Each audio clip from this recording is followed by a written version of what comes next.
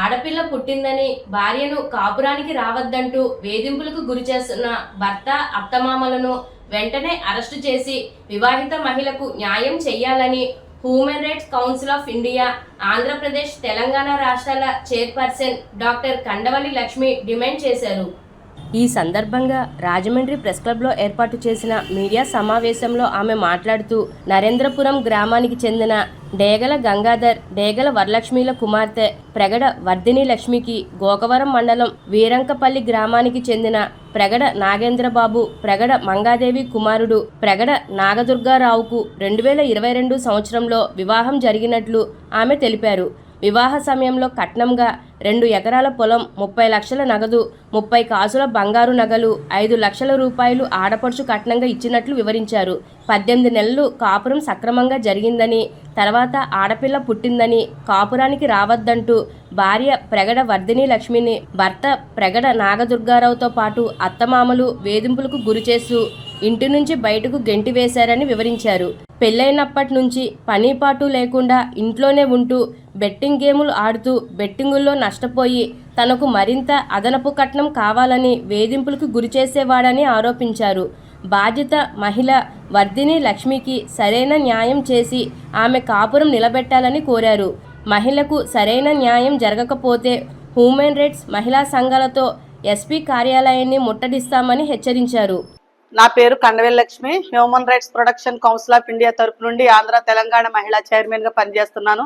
ఆడపిల్లల విషయంలో ఎక్కడ అన్యాయం జరిగినా ముందుండి నా వంతు కృషి నేను చేయడం జరుగుతుందండి. అలాగే నరేంద్రపురం గ్రామానికి చెందినటువంటి డేగల గంగాధర్ గారండి, డేగల వరలక్ష్మి గారండి, వీరిద్దరు భార్యాభర్తలు. వీరికి ఒక కుమార్తె అండి. అమ్మాయిని గోకవరం మండలం వీర్లంకపల్లి గ్రామానికి చెందినటువంటి అబ్బాయికి నాగదుర్గారావుగా ఇచ్చి వివాహం చేయడం జరిగిందండి. అయితే అమ్మాయిని వివాహం చేసుకోవడానికి వాళ్ళే పదే పదే ప్రాధాయపడి అమ్మాయి బాగుందని ఇష్టపడి, ఆ అమ్మాయి బీటెక్ కూడా చదివింది, అమ్మాయిని ఇష్టపడి వివాహం చేసుకోవడం జరిగిందండి. అయితే అమ్మాయి వివాహం చేసుకున్న అనంతరం కొన్నాళ్ళు సక్రమంగా కాపురం చేయడం జరిగింది. తరువాత ఈ అమ్మాయి పుట్టిందండి. ఆడపిల్ల పుట్టడం ఆ కుటుంబానికి ఇష్టం లేదని తెలియజేశారండి. నేను నిన్న ఎంక్వైరీలో అడిగితే ప్రశ్నించగా వారు చెప్పారు సార్. అయితే ఈ అమ్మాయి పుట్టిన కాడి నుంచి కూడా అమ్మాయిని చాలా నీచకంగా చూడడం, అమ్మాయిని అసహించుకోవడం, ఇంకా నువ్వు అంటే మాకు ఇష్టం లేదని చెప్పడం, వాళ్ళ అత్తమామలో భర్త కూడా చాలా దారుణమైన పరిస్థితి నెలకోవడం జరిగిందండి. అయితే వీరు తరువాత తల్లిదండ్రుల సమక్షంలో నరేంద్రపురం గ్రామానికి చెందినటువంటి పెద్దలను, కూటమి నాయకులను ఆశ్రయించి వారు పెద్దల సమక్షంలో పెట్టడం జరిగిందండి. పెట్టినా కానీ వారికి వారు ఎవరి మాట వినకుండా వాళ్ళ ప్రవర్తన వారు చేసుకుంటూ పోతుంటే వారు కోర్టును ఆశ్రయించారు. కోర్టు కేసులో రన్నింగ్ లో ఉన్నారండి.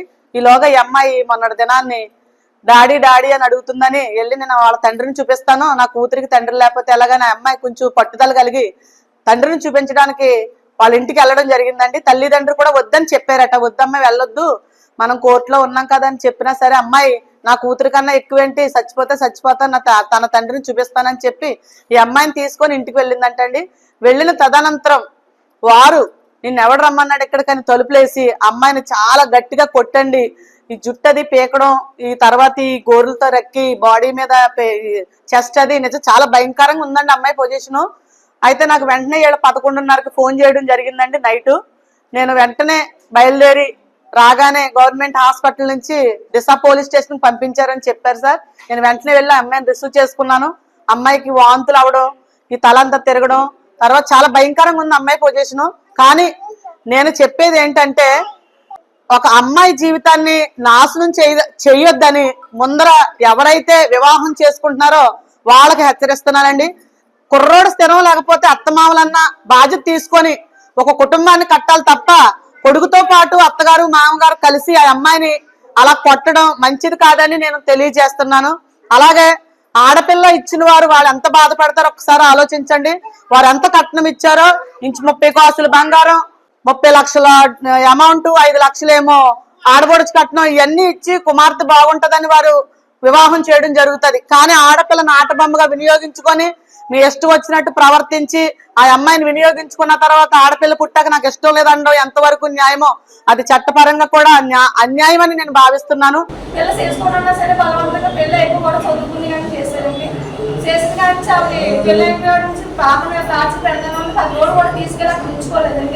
మా అల్లుడు మా ఇంటికాడ ఉన్నారండి. అంటే ఫోన్ బెట్టింగ్ ఆడుతూ ఉంటున్నారండి ఇప్పుడు.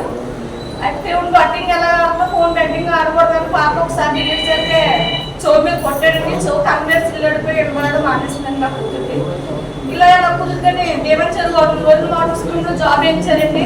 ఒక సంవత్సరం మా ఇంటిగారు ఉంటే అమ్మగా నీకు ఏమన్నా ఖర్చు అవుతుంది ఇంట్లో ఉంటా నాకు ఏం ఖర్చు ఉండదమ్మా నీకు పెట్టి ఇప్పుడు అమ్మాయి గారు నీకు పెడతాను ఉందండి సంవత్సరం పెట్టి మా ఇంటిగారు ఉన్నాడండి. వాళ్ళ అమ్మగారు ఉండొద్దు వచ్చండి వెళ్ళిపోయి పాపని అంత తెప్పిందండి కావాలని. పాప పుట్టిందండి 7వ నెల వచ్చాక స్కానింగ్ లో పాప తీసేదన్నారండి. హెడ్ లేదు చెవు లేదని అన్నారండి. కనపడి పట్టి దేవుడికి నమస్కారం పెట్టుకున్నామండి. నేను ఉత్తరలక్ష్మి గారు హాస్పిటల్లో ఉండిపోయామండి. మేము ప్రతి స్కానింగ్ లో కూడా పాప హెడ్ బాగాలేదని అన్నారండి. ఆ భగవంతుడు దయ వల్ల నా పాప కూడా బాగుందండి. అడ్మిట్ అయినప్పుడు కూడా డెలివరీ అయినప్పుడు కూడా భర్త సంతకం పెట్టినాడండి. ఆడపిల్ల ఉంటుందండి మా ఎప్పుడల్లా మా ఇప్పుడు మా ఎల్లుడు నా మీద కొడతాకి వచ్చారండి. ఆడపిల్ల ఎందుకు పుట్టారండి ఇద్దరు వెళ్ళిపోయారండి. మర్యాద మాట్లాడి అప్పుడు ఆ మొక్కలో రొట్టలేదండి. అప్పటి నుంచి అలా వదిలేశారండి. నా కూతురికి బ్లడ్ లేదండి. కోమలకి వెళ్ళిపోయింది. నాకు ఇస్తే కానీ నా వల్ల వచ్చిన బ్లడ్ కూడా ఇవ్వలేదండి. నాలో వదిలేసి వెళ్ళిపోయానండి. 21 రోజులు 200 మందిని తీసుకొచ్చి కోరిక పెట్టమని తీసి మళ్ళీ 3వ నెల తీసుకెళ్ళడానికి 9వ నెల స్టార్ట్ అయితే పంపడానికి తీసుకెళ్తానన్నారండి. ఇప్పుడు అమ్మాయి పక్షంగా న్యాయం జరగాలనే న్యాయ పోరాటానికి ముందుకొచ్చి ఈరోజు మీడియా మిత్రుల ద్వారా ఏదైనా బయటకు వెళ్తుంది. ఇప్పుడు ఈ అమ్మాయిని ఎలా చేసింది అమ్మాయినే చేసాడు. రేపు పొద్దున్న వేరే ఈ అమ్మాయి కూడా చెప్తాడు ఇంకొక అమ్మాయిని చేసుకుంటాడు. ఆ అమ్మాయిని కూడా అలా చేయడానికి గ్యారంటీ ఏంటి? ఇంకొక అమ్మాయి నష్టపోకూడదు నా కూతురు నష్టపోయిందని ఇప్పుడు నేను రోడ్ ఎక్కొచ్చు వచ్చింది. వాళ్ళకి ఏం కావాలో చెప్పండి. అమ్మాయి పంపించినా ఏదో రకంగా చంపడానికి వాళ్ళు ప్రయత్నం చేస్తారని భయప్రాంతం గురవుతారండి. ఇప్పుడు ఏదో పిల్లల తండ్రి కావాలని వెళ్ళారు. కదా కావడం కావాలంటుందని వెళ్ళింది. వెళ్ళిన అమ్మాయినే అత్తగారు మామయ్య గారు భర్త కూడా చాలా భయంకరంగా కొట్టి లోపల డోర్లు వేసేసి తాళాలు వేయడం జరిగింది. లబో దిబ్బమని అరిస్తేనే వీళ్ళు పరుగుని గొడలేసుకుని వెళ్తే వెంటనే తొలి తీసి అమ్మాయిని రక్షించుకున్నారండి. ఇప్పుడు మళ్ళీగా పంపించినా ఆ అమ్మాయిని చంపేస్తారేమోనన్న ఉద్దేశానికి వచ్చింది. ఇంకా దేని కోర్టు ద్వారా కోర్టు డిసిషన్ ఇచ్చేందుకు దానికి అంగీకరించడం రెడీగా ఉన్నారు. లేదనుకుంటే ఆ అమ్మాయి ఇచ్చింది కనుక తిరిగి ఇచ్చి ఒక అమ్మాయి ఆడపిల్ల ఉంది కాబట్టి సెటిల్మెంట్ చేసుకోవడానికి కూడా రెడీగా ఉన్నారు సార్.